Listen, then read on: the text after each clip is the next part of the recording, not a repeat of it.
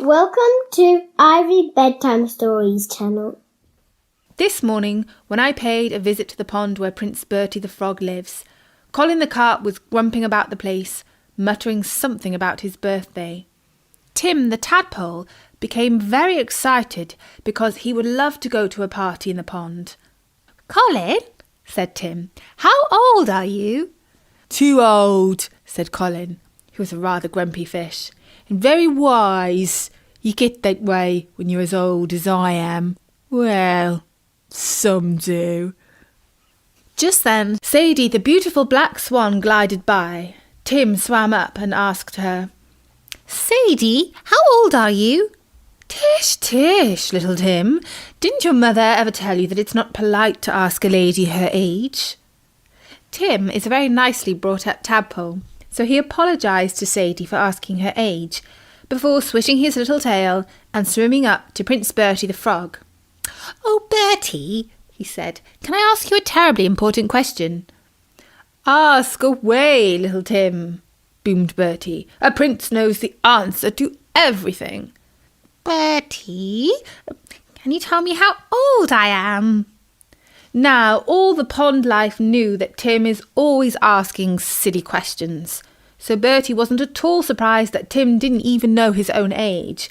In fact, secretly he was rather pleased that Tim's question wasn't too difficult, because in truth he doesn't always know the answer to every question, not right away, without asking somebody to go and look it up for him.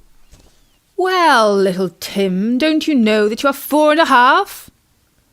"Rubbish," said Colin the Carp, who can be rather rude sometimes, especially to Bertie.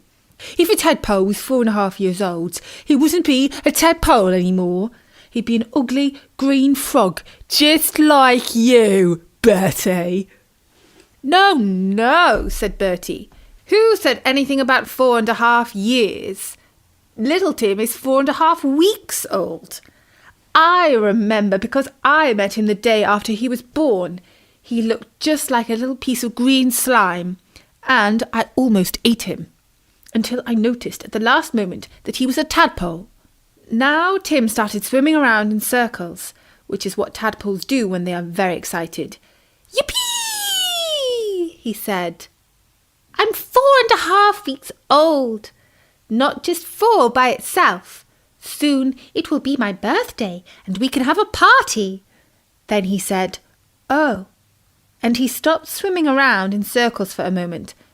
"Bertie, just exactly when is my birthday?" "Why, little Tim, it's every Monday," said Bertie. "Yippee!" sang little Tim. "Next Monday's going to be my birthday. Happy birthday to me. We're going to have a party." And all the creatures who lived in the pond were very happy, apart from Colin, who doesn't like parties because he thinks that they make little tadpoles get overexcited and disturb his peace and quiet. Bertie and Sadie the Swan spent the whole weekend planning Tim's birthday party. They decided to hold swimming races, games of hide and seek, blind man's bluff, and offer prizes of green slime, dead insects and stale bread. Bertie wanted to have an egg and spoon race, but Sadie pointed out that eggs were too precious to risk in a silly game. All the pond life were terribly excited about Tim's party, but nobody was more excited than little Tim. When Monday came, he was swimming around and round in circles so fast that he became quite dizzy. Bertie sat on a lily pad and called all the pond life to gather round. The ducklings were peeping excitedly, but the geese were the noisiest of all, honking away so that the pond sounded almost like the centre of the city during the rush hour. "Quiet! Be quiet, everyone!" boomed Bertie. "Now let's all sing Happy Birthday, little Tim. 1, 2, 3. Happy birthday to you." And all the pond life began to sing, "Happy birthday to you," except for Tim, who sang, "Happy birthday to me." But just as the whole chorus was swelling up to Happy birthday, little Tim. And Tim was jumping out of the water with excitement. His mother, who was a green frog like Bertie, only prettier, hopped onto a lily pad near Bertie. Now Tim's mother doesn't have a very high opinion of Bertie because he isn't a true frog. Not really, but only a prince who looks like one. She thinks that he is always putting silly ideas into little Tim's head and causing him to get overexcited and ask too many questions. So she ignored Bertie and called out, "Timmy, Timmy, time to go to school." At first, little Tim didn't hear his mother calling because the singing was so noisy and he was so excited. But soon she spotted him, and as he jumped over the water, she stuck her tongue out and caught him on it. Then she carefully put her little son on her webbed foot and started to hop away from one lily pad to the next. There was a hush over the pond. Everyone stopped singing and heard little Tim's sobs. "Mummy, Mummy, please no. I don't want to go to school. Not today. It's my birthday. Let's go another day. Please, no." "Don't be so silly," said Tim's mum. "How can it be your birthday yet? You're hardly a month old." "Please, Mummy, please, please. I want to go back to my party." "Enough of this nonsense. Hush right now." Tim's pitiful little pleas was so moving that even Colin the carp felt like crying, until he decided to eat some of the juicy dead flies that were meant to be prizes instead. Sadie the swan sighed. "Oh, Bertie, that's so sad. Little Tim has been looking forward to his party so very much. I didn't even know that he went to school." "He hasn't learned much," said Colin. "He's the silliest creature I ever met, apart from Bertie, that is."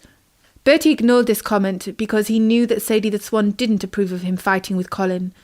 But secretly he decided that when he became a prince again, he wouldn't invite Colin to his birthday party. And then Colin would be sorry that he was so rude to Bertie, because Bertie's parties always had lashings of jelly and popcorn and the most amazing going-away bags anyone ever saw. "Come to think of it," said Bertie, "I did hear Tim's mother saying the other day that he would be starting school soon. I think it must be his first day." "It's not just Tim who's disappointed," said Sadie. "Look at all those little ducklings. They're peeping away and wagging their fluffy tails.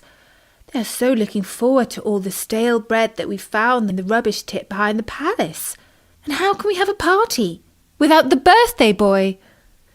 "If you were a real prince," said Colin, "and a leader of creatures great and small like you think you are, you wouldn't stand for any nonsense from Tim's mum.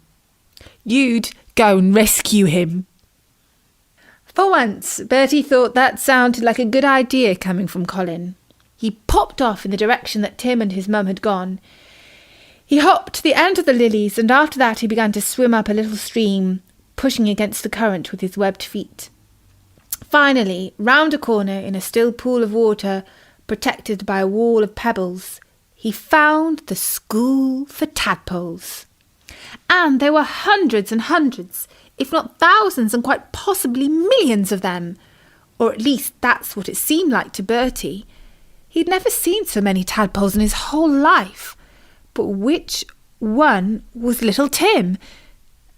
Above them all, on a rock, a wise old frog was asking the tadpoles if any of them knew what the first letter of the alphabet was. A clever little tadpole called out, "A!" "That can't be Tim," thought Bertie. "He's too silly to know that." Next, the teacher asked the class if anyone knew what comes out of a duck's egg. Another little tadpole answered, "A duckling!" That can't be Tim," thought Bertie. "He's far too silly to know that." Then the teacher asked what jelly beans were made of, and Bertie was about to put his webbed-fingered hand up because even he knows the answer to that one. But then he thought he'd better not, because he wasn't really meant to be there. A clever tadpole in the front row answered instead. And after a while, a little tadpole called out, Sir, I've got a question. Yes, little tadpole, said the teacher. What is it? What kind of cheese is the moon made of? The teacher explained that it is made out of a special cheese called camembert that is very smelly, which is why nobody lives on the moon. And while he was explaining this, Bertie called out, Psst, Tim, come with me. I'll take you back to the party. Tim was very excited to hear his friend's voice, but he was also very interested in what the teacher had to say. He had learned so many fascinating things since coming to school, and he'd only been there 10 minutes. Bertie, he whispered back, I mustn't leave school. I'll see you this afternoon when class finishes. And so Bertie sat and waited for his little friend to finish school. And while he waited, he learned all sorts of interesting things that the teacher told the little tadpoles, like it never rains on Tuesdays, you mustn't stand on the lines on the pavement, and jelly babies aren't real babies at all, but just brightly coloured sweets. When the school finished, Tim sat on Bertie's back, and Bertie hopped to the pond. It didn't take long to call everyone together again, and so they held Tim's birthday party after all. And all the creatures played games and ate lots and lots of green slime, and dead flies, and stale soggy bread, until they all felt quite sick, but very happy. And so it was that after that, Tim went to school in the mornings and learned lots of interesting things. And he didn't mind, because on Mondays, it was always his birthday, and he was another week older. Colin the carp says it isn't really fair that Tim has a birthday every week, when most people only have one every year. But Bertie says it is better that way, and when he is king one day, everybody will have birthdays every week, and all the cake they can eat. Thank you for watching. If you enjoyed this book, don't forget to subscribe to watch more videos. Don't forget, thumbs up.